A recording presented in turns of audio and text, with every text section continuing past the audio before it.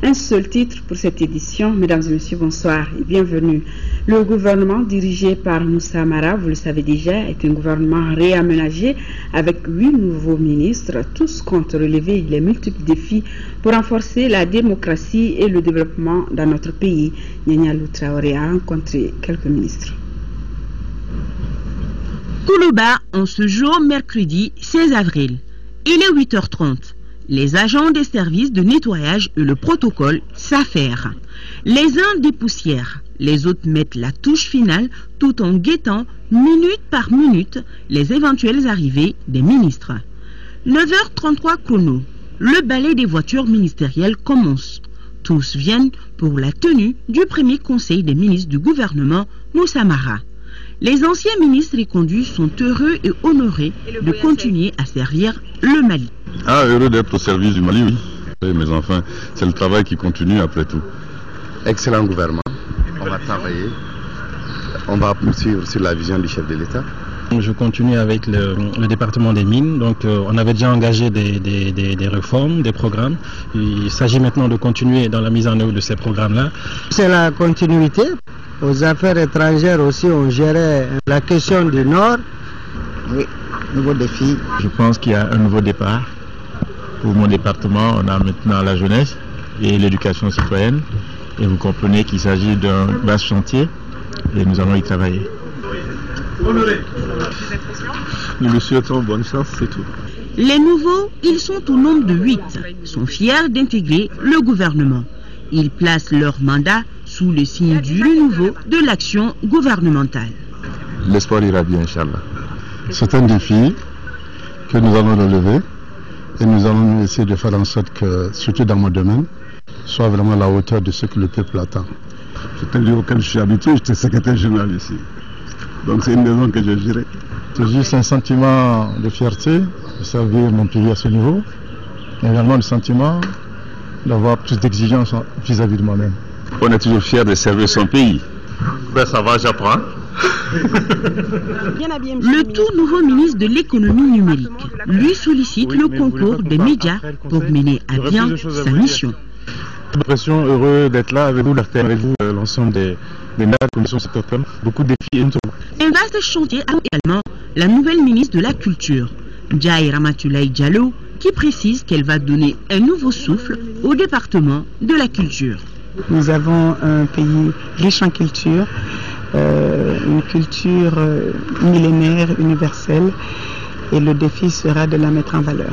Prennent part aussi au Conseil des ministres les secrétaires généraux de la présidence et du gouvernement.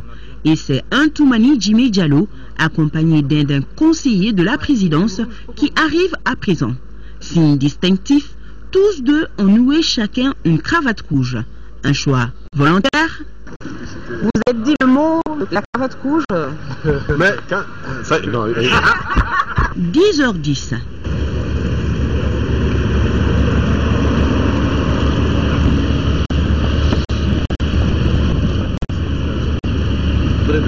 Tout de blanc vêtu, le président et le premier ministre arrivent ensemble.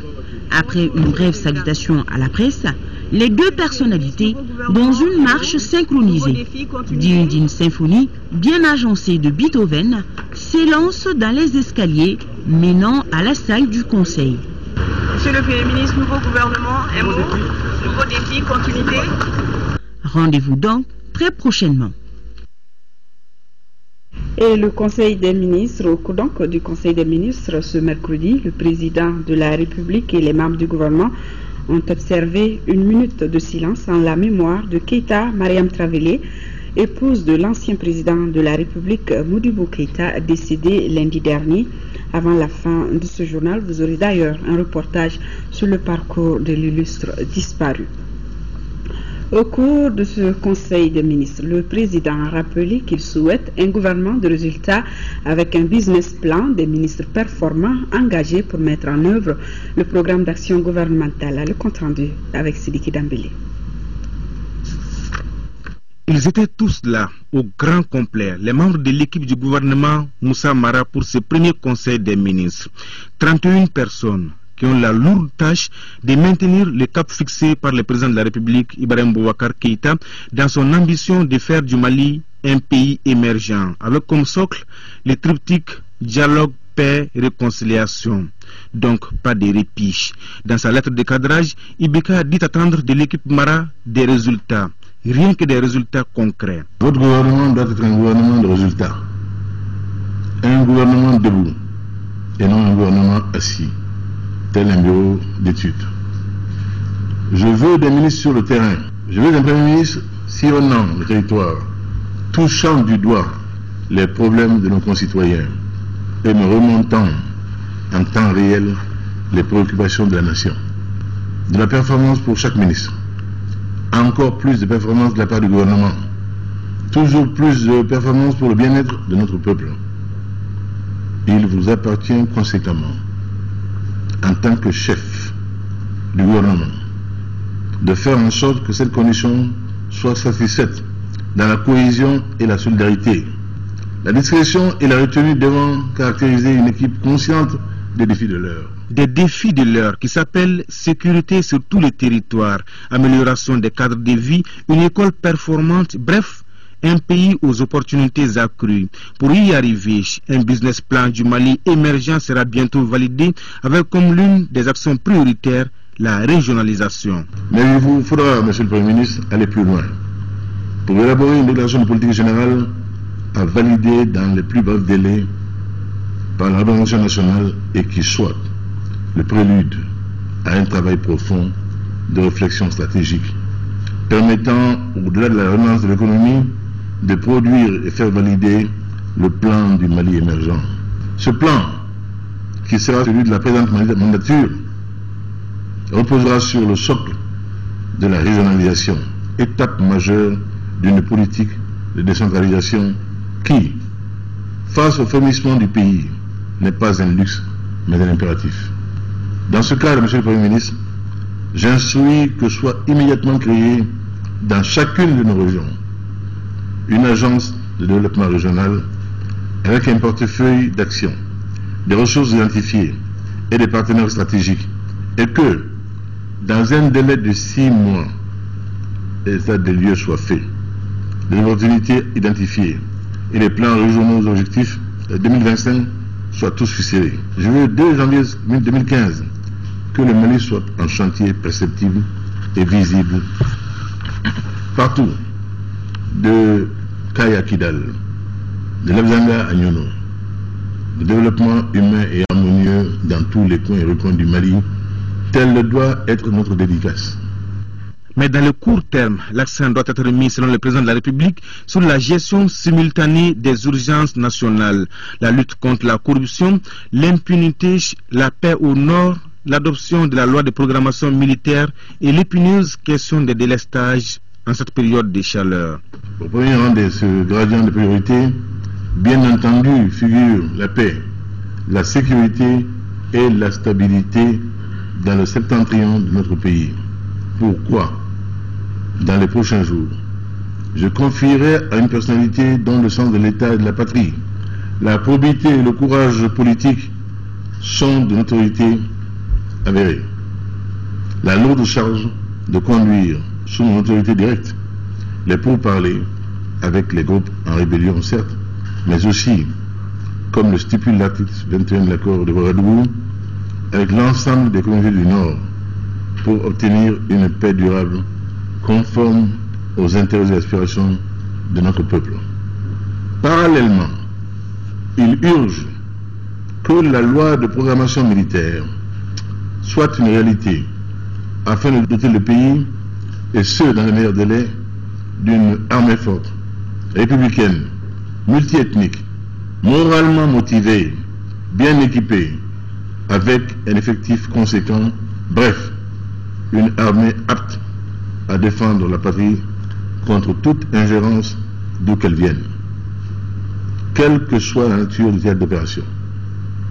De même, il vous faudra, dans les plus brefs délais, Monsieur le Premier ministre, résorber le délestage de courant en cette période de grande chaleur et me présenter dans un trimestre un plan complet permettant d'éviter désormais ces désagréments.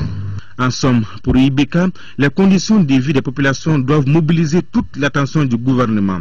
Un gouvernement qui, je cite, sera évalué sans complaisance aux obligations de résultats. Et le Premier ministre sera comptable du bilan de l'équipe. Le compte à rebours est donc lancé et toutes les minutes, voire les secondes qui passent, sont précieuses. Vous aurez juste après ce journal l'intégralité de ce discours du président de la République. Nous restons donc avec le Conseil des ministres présidé par le président Ibrahim Boubacar Keïta qui, avant d'ouvrir la séance, a fait une adresse au nouveau gouvernement. Avec moi dans ce studio, Ibrahima Diomile. Bonsoir Ibrahima. Bonsoir, c'est Ibrahim Maïga. De quoi il a été donc question dans cette adresse du président au ministre? Voilà, vous l'avez dit, avant donc d'ouvrir les travaux du premier conseil des ministres d'aujourd'hui, le président de la République a adressé ses félicitations au Premier ministre et aux membres du gouvernement. Il a engagé le gouvernement à œuvrer diligemment à l'avènement de la paix et de la sécurité sur tout le territoire national ainsi qu'à l'émergence du Mali. Le président de la République a exigé des ministres la performance, la détermination, la solidarité, la discrétion et la retenue pour relever les filets de l'or. Il a souligné cette exigence quant à l'acte des résultats. Le Premier ministre a élaboré et présenté à l'Assemblée nationale dans les plus brefs délais la déclaration de politique générale. Le président de la République a terminé en réaffirmant sa disponibilité et son soutien au gouvernement. Il aura donc souhaité beaucoup de chance. Il a souhaité donc beaucoup de chance à l'ensemble des membres du gouvernement. Et après donc examen des points inscrits à l'ordre du jour, le Conseil des ministres a adopté des projets de texte et entendu une communication. Tout à fait. Tout d'abord, au chapitre des mesures législatives, sur proposition du ministre de l'économie et des finances, le Conseil des ministres a adopté un projet de loi portant modification de la loi numéro 2013-028 du 11 juin 2013 relative aux lois de finances. L'Union économique et monétaire de l'Afrique de l'Ouest, UEMOA, a adopté en 2009 le Code de transparence dans la gestion des finances publiques au sein de l'Union et 5 nouvelles directives relatives au cadre harmonisé des finances publiques. Il s'agit des directives portant loi de finances, règlement général sur la comptabilité publique, nomenclature budgétaire de l'État, plan comptable de l'État et tableau des opérations financières de l'État. L'adoption du présent projet de loi a pour objet de permettre aux comptes dans la réglementation sur la nomenclature budgétaire de l'État la possibilité de recourir aux classifications additionnelles pour répondre à des opérations spécifiques telles que prévues dans la directive de l'UEMOA sur la nomenclature budgétaire de l'État. Au chapitre des mesures réglementaires et sur le rapport du ministre de l'économie et des finances, le Conseil des ministres a adopté 3 projets de décret visant à transposer dans la législation nationale des directives de l'UEMOA. Un projet de décret portant nomenclature budgétaire de l'État. La nomenclature du budget de l'État actuellement en vigueur a été fixé par un décret du 16 avril 2003 conformément aux dispositions de la directive de l'UEMOA de 1998 portant nomenclature budgétaire de l'État au sein de l'Union. L'objectif était d'instaurer des règles de gestion rigoureuses et transparentes des finances publiques et d'harmoniser les nomenclatures en usage dans l'UEMOA. L'adoption du présent projet de décret vise à transposer dans la législation nationale la directive de 2009 portant nomenclature budgétaire de l'État et vise à remplacer le décret du 16 avril 2003 en vue de prendre en compte des innovations majeures parmi lesquelles la suppression des titres au niveau des recettes et des dépenses, l'institutionnalisation de la classification fonctionnelle internationale, l'introduction de la classification par programme, le reclassement de certaines recettes, le reclassement de certaines dépenses. 2 donc, un projet de décret portant tableau des opérations financières de l'État (TOF). Le tableau des opérations financières de l'État étant des outils d'analyse et de gestion des finances publiques dont l'uniformisation est requise pour permettre la convergence des politiques économiques et financières des États membres de l'UEMOA. Le présent projet de décret vise à permettre la transposition dans la loi de 2009 portant tableau des opérations financières de l'État au sein de l'Union. Il introduit les innovations suivantes en matière d'élaboration et de présentation du tableau des opérations financières de l'État. l'enregistrement sur la base des droits et obligations ou droits constatés, la prise en compte des transactions non monétaires dans le TOF au même titre que les transactions monétaires, la stricte distinction entre les opérations d'exploitation ou de gestion de l'État et les opérations sur actifs et passifs, l'établissement d'un compte de patrimoine des administrations publiques, l'exclusion des cotisations sociales du champ des recettes fiscales. 3. Un projet de décret portant un règlement général sur la comptabilité publique. La loi numéro 2013-028 du 11 juillet 2013 relative aux lois des finances dans la gestion des finances publiques ont été adoptées dans le cadre de l'harmonisation des finances publiques dans les pays membres de l'UEMOA. Le présent projet de décret constitue l'un des textes d'application de la loi du 11 juin 2013 et vise à remplacer les dispositions du décret numéro 97-192 PRM du 9 juin 1997 portant règlement général de la comptabilité publique. Il introduit des innovations suivantes en termes de comptabilité publique: la déconcentration de l'ordonnancement, la comptabilisation des opérations sur la base des droits constatés, l'institution d'une période complémentaire de mois uniquement comptable, l'institution d'un compte unique du trésor public, l'institution de la responsabilité de tous les acteurs de l'exécution budgétaire, la référence aux normes internationales en matière de comptabilité de l'État et en matière de contrôle sur la gestion des finances publiques. 4. Un projet de décret portant modalités d'accès et de publication des informations et documents administratifs relatifs à la gestion des finances publiques. Le Mali a transposé dans sa législation nationale la directive portant code de transparence dans la gestion des finances publiques au sein de l'UEMOA à travers la loi du 23 juillet 2013 portant approbation du code de transparence dans la gestion des finances publiques. Le code de transparence dans la gestion des finances publiques définit les principes et obligations que le gouvernement doit respecter dans sa législation comme dans ses pratiques, aussi bien pour la gestion des fonds de l'État que celle des autres administrations publiques.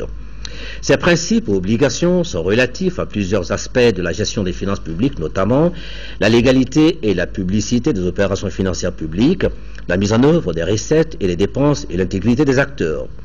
Le présent projet de décret vise à déterminer les modalités d'accès aux informations et documents administratifs relatifs à la gestion des finances publiques et de leur publication conformément aux principes et aux obligations du Code de transparence dans la gestion des finances publiques. Il définit les informations et documents administratifs considérés comme relatifs aux finances publiques et les administrations tenues de les communiquer. Il prévoit la désignation par les administrations concernées d'une personne responsable de l'accès aux documents relatifs aux finances publiques. Au chapitre des communications, au titre du ministère du Commerce, le Conseil des ministres a examiné une conclusion de la Commission nationale de lutte contre les incendies dans les marchés du Mali. Suite aux incendies des stands des boutiques des Halles Félix Houphouët-Boigny et du centre d'accueil et de placement familial de Bamako en décembre 2009, le gouvernement a décidé de mettre en œuvre un plan d'action cohérent de lutte contre les incendies. La commission multisectorielle mise en place dans ce cadre, face à la recrudescence des incendies, a proposé des mesures urgentes pour arrêter ou atténuer le cycle infernal des incendies dans les marchés, unités industrielles et infrastructures socio-économiques en 2013 et 2014. Le sinistre qui a touché le marché rose de Bamako dans la nuit du jeudi 20 au vendredi 21 mars 2014, occasionnant d'énormes dégâts matériels, est venu rappeler l'urgence des mesures à prendre pour prévenir et lutter contre les incendies dans les marchés.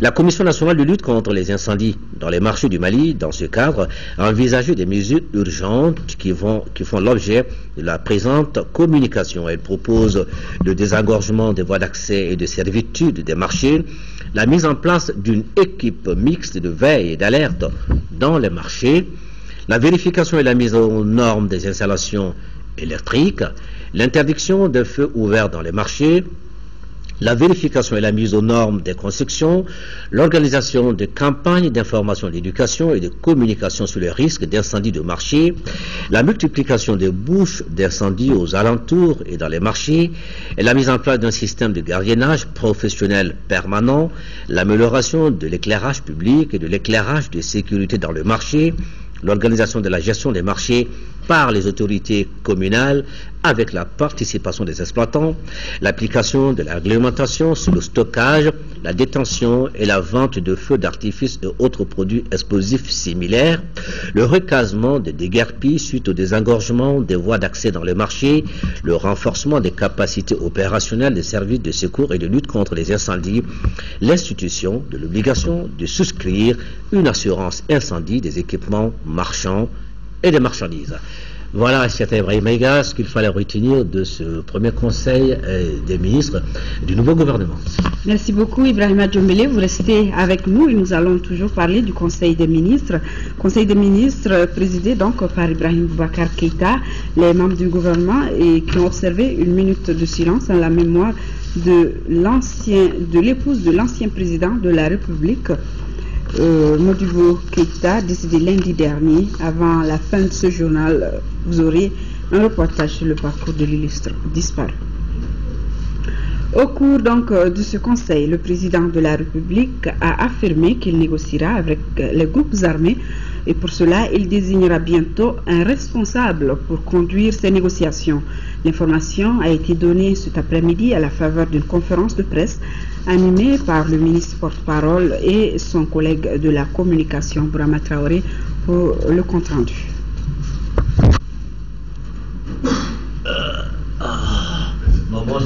De la communication et de l'emploi font le point du premier conseil du nouveau gouvernement, un conseil à l'issue duquel d'importantes décisions ont été prises. La première, le président de la République Ibrahim Boubacar Keïta décide de choisir dans les brefs délais une personnalité pour conduire les négociations avec les groupes armés en rébellion. Pour le moment, on ne peut rien vous dire sur la date de démarrage de ces négociations, mais vous pouvez comprendre que déjà le fait qu'une personnalité soit prochainement nommée indique que les négociations ne devraient pas trop tarder dans la foulée. On peut parler en termes de semaines. Le but fondamental est de trouver une solution définitive à la crise sécuritaire au nord du pays. Une autre décision importante prise par le gouvernement, c'est la dotation de chaque région du Mali d'une agence de développement régional. Principale raison invoquée, développer l'économie régionale. Avec un portefeuille d'action, avec des ressources identifiées et des partenaires stratégiques. Ce n'était pas simplement un conseil de ministres de prise de contact, c'était un conseil de ministres de travail. Mieux communiquer pour mieux faire comprendre les actions du gouvernement, c'est la nouvelle démarche de la nouvelle équipe gouvernementale. Une démarche qui vise à couper court aux rumeurs et à bloquer la déferlante machine de désinformation. Ibrahim Boubacar Keïta, qui est arrivé donc hier soir du Sénégal à l'aéroport où il a été accueilli par des membres du gouvernement, il est revenu sur l'importance de sa visite d'État au Sénégal. Garibou Pérou. Il est 20h à Bamako-Sénou, le chef d'État rentre du Sénégal. Très satisfait de son séjour, le chef d'État et son homologue, le président Macky Sall, ont abordé beaucoup de sujets de préoccupations communes. Il s'agit de la question de la sécurité, de la reprise effective du trafic sur l'axe Bamako-Dakar, sans oublier l'annonce de l'exonération de 25% dont pourra bénéficier la société RMSA pour assurer un meilleur approvisionnement des populations. Vous savez que dans la hiérarchie des visites d'État, des visites officielles, la visite d'État est le summum. C'est la première qualité. Et le Sénégal a voulu ainsi, pour bien signifier en quelle estime singulière, particulière, elle tenait la République du Mali et son président. Cette visite a été une occasion excellente d'échange dans tous les domaines. Et tous nos sujets de préoccupation communes ont été passés en revue. Et le communiqué final, je pense, résume parfaitement notre identité de vue sur l'ensemble des questions que nous avons examinées, y compris sur les questions internationales. Donc c'est vraiment avec beaucoup de satisfaction que je rentre du Sénégal. À Dakar, le chef de l'État a appris la disparition de Mme Keïta Mariam Traoré, l'épouse du premier président de la République du Mali indépendant. Ému et consterné, le chef d'État, en bon croyant, a accepté ce que la nature a créé. Il s'est incliné devant sa mémoire.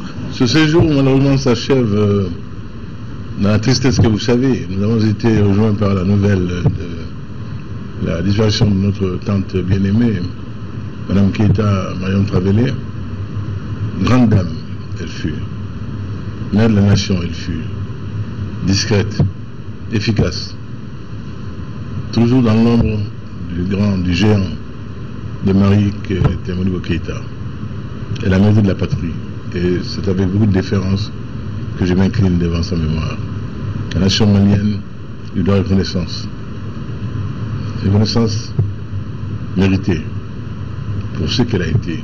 Elle était l'incarnation parfaite de cet adage qui veut que derrière tout grand homme, une grande dame. Elle le fut. Tanti dort en paix.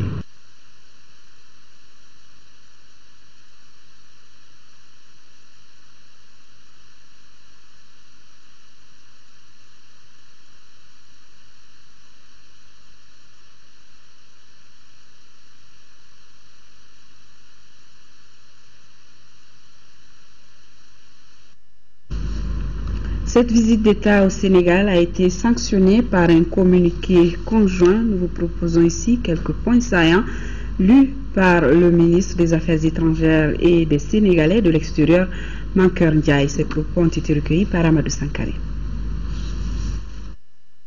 Les deux chefs d'État ont exprimé leur volonté de renforcer leur coopération dans le domaine de l'énergie. À ce propos, le président Macky Sall a informé son homologue des instructions qu'il a données afin que l'ensemble des prestations, combustibles, pièces de rechange et autres intrants liés à la production d'énergie et de la centrale de location de 40 MW soient exonérés de tout accès droit pendant la période contractuelle. De même, afin de faire face au déficit qu'elle connaît dans le secteur, EDM SA pourra bénéficier de 23 MW fournis par la Sénélec en dehors des périodes de pointe. Le président Ibrahim Boubacar Keïta a remercié son frère et ami pour toutes les dispositions prises par le Sénégal pour assister le Mali dans la fourniture d'électricité. Les deux chefs d'État se sont félicités de la finalisation du projet de traité portant sur la délimitation, la démarcation et le bornage de la frontière entre la République du Sénégal et la République du Mali et ont instruit leur ministre en charge de ce dossier de le signer dans les meilleurs délais. Les deux chefs d'État ont également instruit leur ministre en charge des Affaires étrangères respectifs de convoquer dans les meilleurs délais la 13e session de la Grande Commission mixte de coopération sénégalo-malienne. Par ailleurs, le président Macky Sall et le président Ibrahim Boubacar Keïta se sont engagés à procéder à des consultations permanentes à travers le ministre des Affaires étrangères en vue d'harmoniser les positions des deux pays sur les grands dossiers de la politique internationale. Les deux chefs d'État se sont engagés à soutenir réciproquement les candidatures du Mali et du Sénégal auprès des instances internationales. Le président de la République du Sénégal a sollicité et obtenu le soutien du Mali à la candidature du Sénégal à un siège de membre non permanent du Conseil de sécurité pour la période 2016-2017 lors des élections prévues en 2015 à New York. Au terme de sa visite officielle d'État en République du Sénégal, son Excellence le président Ibrahim Boubacar Keïta a exprimé ses vifs remerciements et sa profonde gratitude à son Excellence le président Macky Sall, au gouvernement et au peuple sénégalais pour l'accueil spontané, chaleureux et fraternel et les soins attentifs qui lui ont été réservés ainsi qu'à sa délégation. Son Excellence le président Ibrahim Boubacar Keïta a adressé une invitation à son frère et ami, le président Macky Sall, pour effectuer une visite officielle d'État en République du Mali. L'invitation a été acceptée avec un grand plaisir et la date en sera fixée par la voie diplomatique. Au Sénégal toujours, le président de la République, Ibrahim Boubacar Keïta, a visité le Grand Théâtre de Dakar et l'île de Gorée. C'était en compagnie de son épouse, Ndeye Sissoko, compte rendu.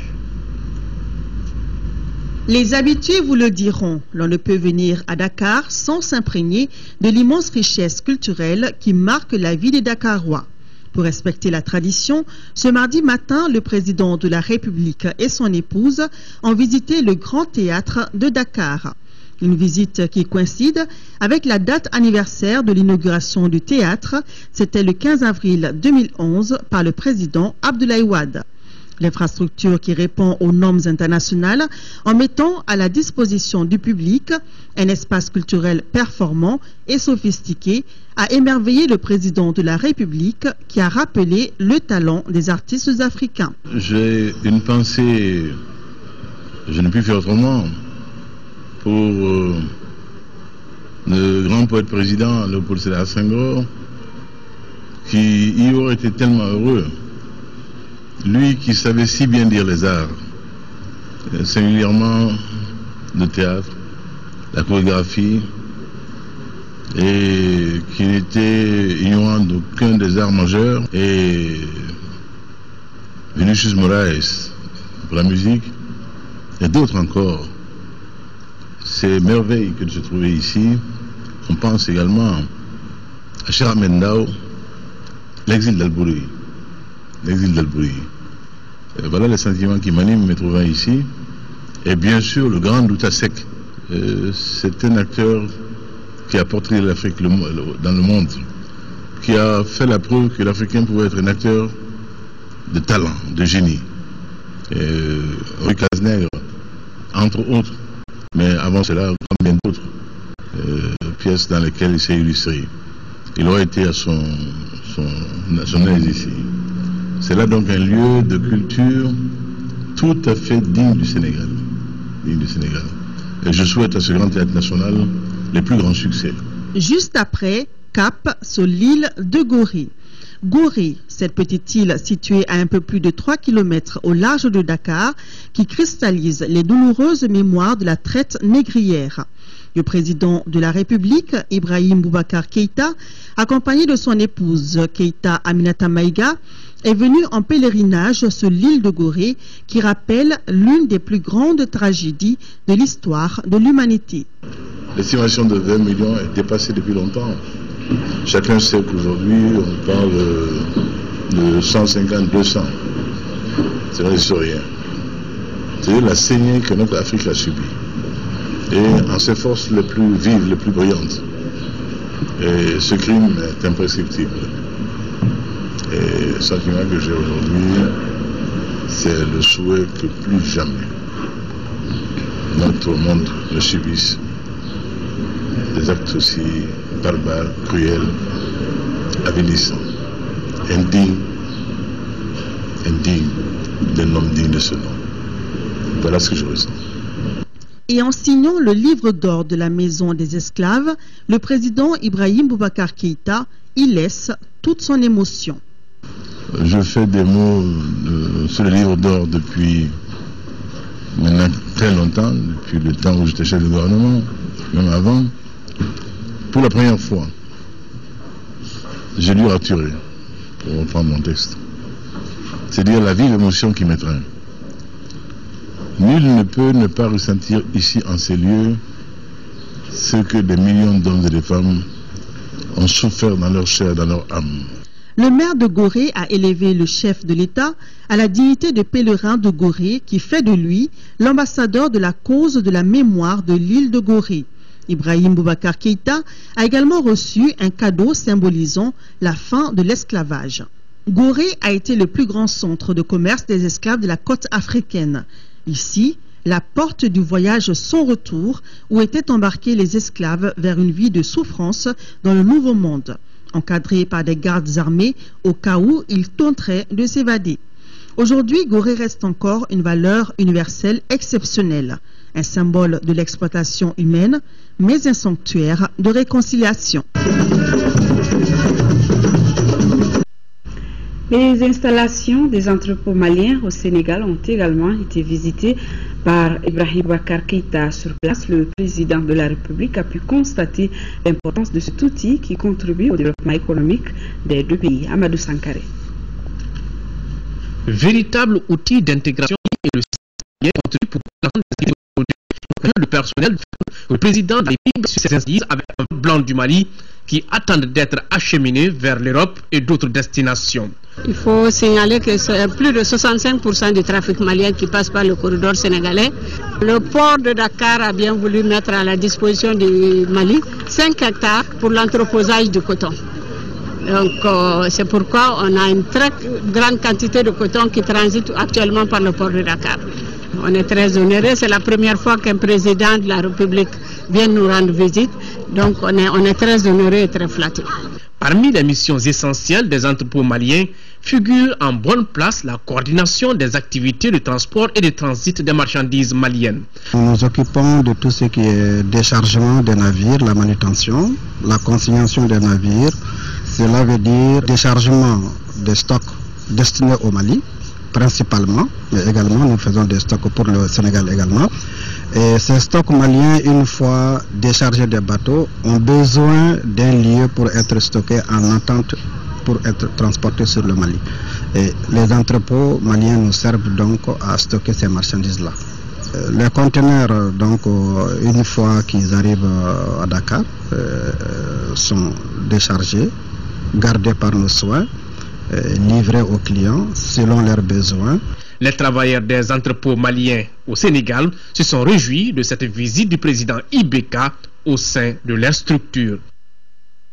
Ici à Bamako, passation de service entre les ministres, le nouveau ministre entrant et ceux sortants. Et ici, l'ancien ministre Jean-Marie Idrissa Sangaré de la communication passé le relais à Mahamadou Kamara. Et du côté du ministère de l'administration territoriale, le général Moussa Senko Koulibaly, ministre sortant, a passé le service au ministre de l'Intérieur, de la Sécurité, le général Sada Samake, et de la décentralisation Ousmane Sy, ainsi qu'à celui des affaires religieuses et du culte Tcherno Omar As Diallo. Passation de service également au ministère de l'équipement et des transports et du désenclavement. Le général Abdoulaye Koumari a passé le relais à Mamadou Hachim Koumari. Le président de l'Assemblée nationale a reçu successivement en audience l'ambassadeur du Mali en République d'Afrique du Sud et l'ordre des notaires du Mali. Sur le premier a passé en revue les différents axes de coopération entre l'Afrique du Sud et le Mali. Le second, l'ordre des notaires du Mali, veut une réorganisation du travail des notaires. Rachel Tessougué. La coopération interparlementaire Mali-Afrique du Sud était au cœur des échanges entre le président de l'Assemblée nationale et l'ambassadeur du Mali en Afrique du Sud.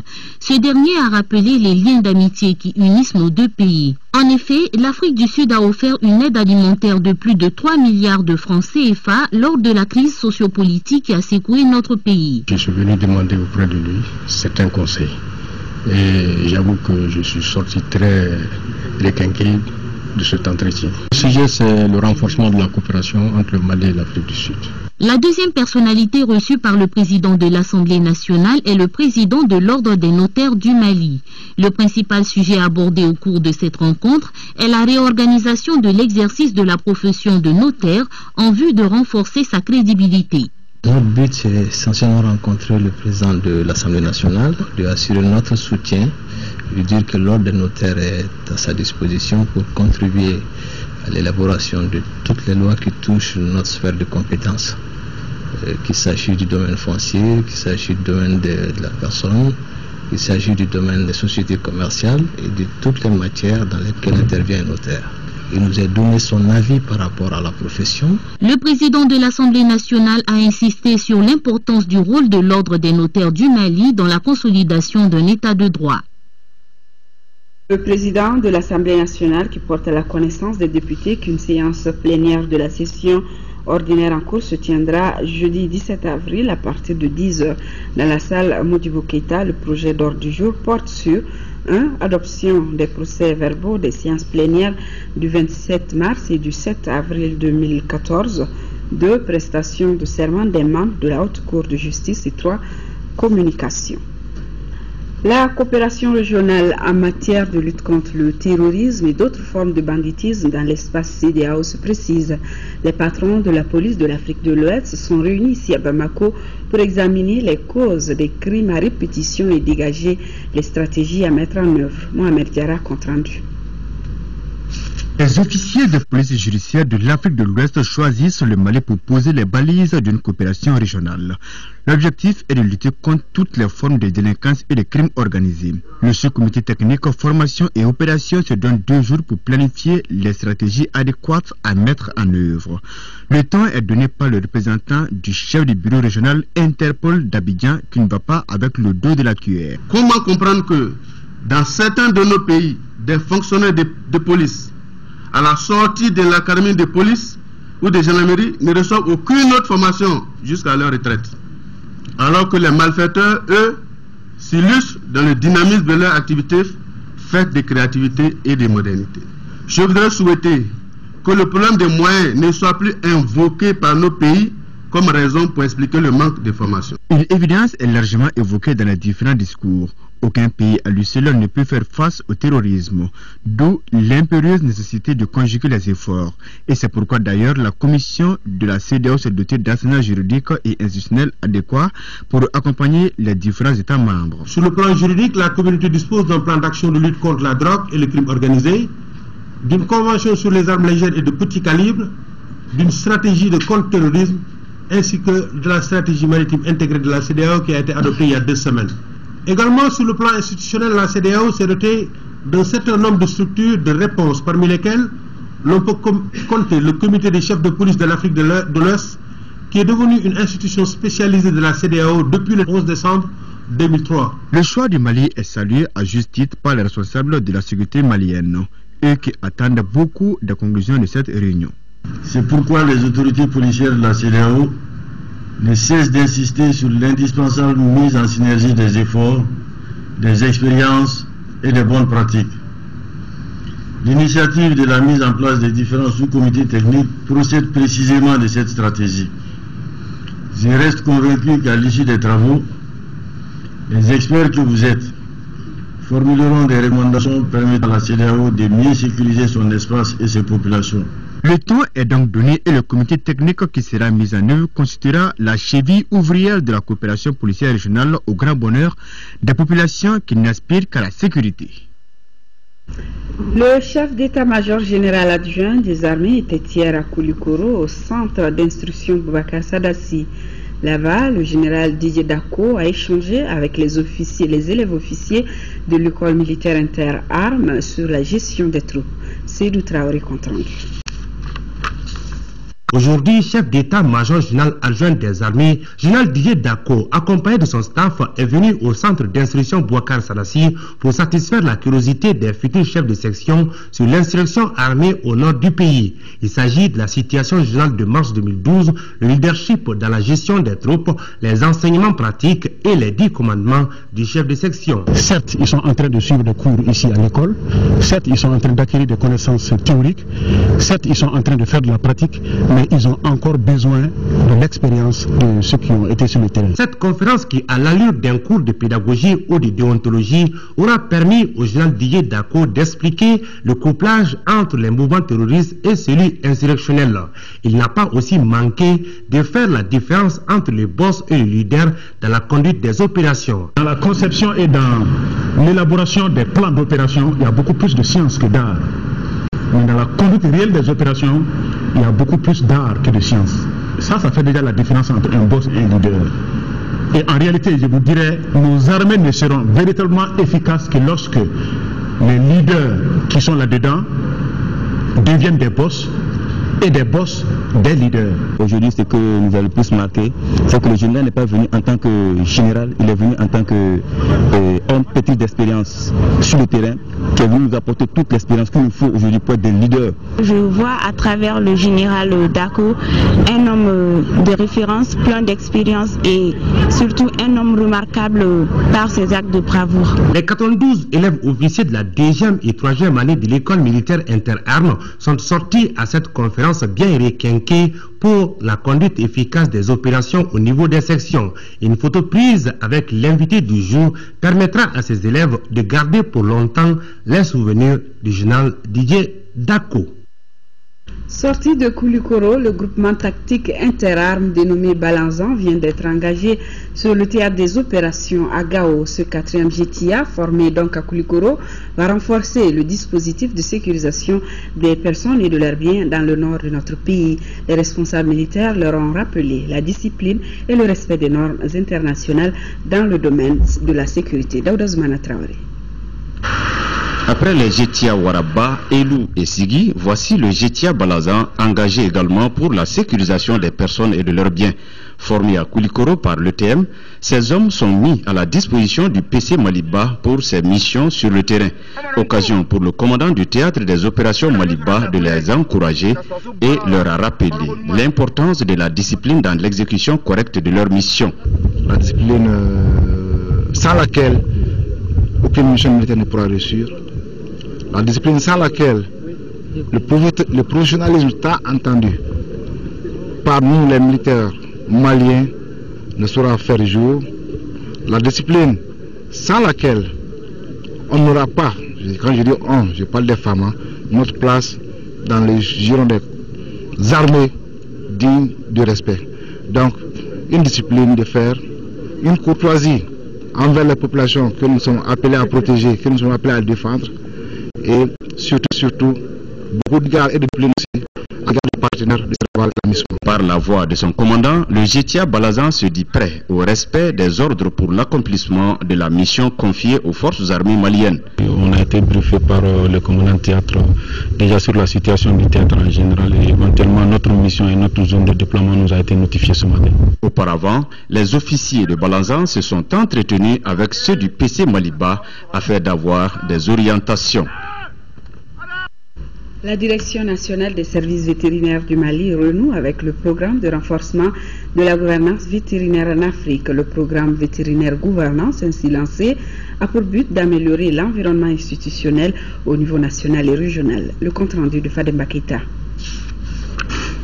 VetGouv au renforcement de la gouvernance en Afrique est une plateforme d'élevage qui contribue au renforcement des institutions des services vétérinaires en Afrique en général et au Mali en particulier. Ce programme qui s'inscrit parmi les plateformes politiques de l'élevage favorise selon les acteurs la mise en place de l'environnement institutionnel au niveau national et régional. Ces différents niveaux d'intervention permettent non seulement d'installer des services vétérinaires adéquats, mais aussi de fournir une santé animale efficace et efficiente dans notre pays. Les objectifs, c'est d'abord aider les pays à formuler des meilleures politiques, stratégies et règlements dans le secteur de l'élevage. Aider les pays également à avoir des techniciens capables de mettre en œuvre ces politiques, stratégies et règlements dans le secteur de l'élevage.